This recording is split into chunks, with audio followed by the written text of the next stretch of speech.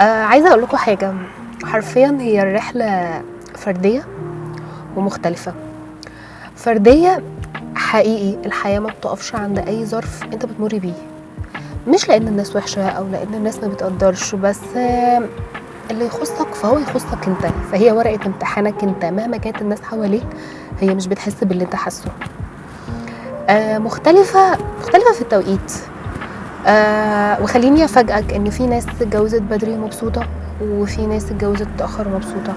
في ناس اشتغلت بدري ومبسوطه في مجال هي حباه، في ناس اشتغلت متاخر ومبسوطه.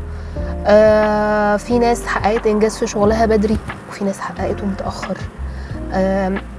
في ناس اتاخرت في حاجات كتير، وفي حاجات يعني مطر كان مبكر وفي مطر متاخر، بس هي في كل الاحوال مبسوطه. في ناس خلفت بنات وفرحانه بيهم، في ناس خلفت صبيان وفرحانه بيهم.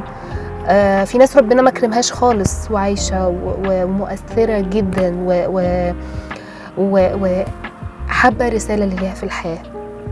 استمتع برحلتك، لان حقيقي المتعه في الرحله مش في الوصول.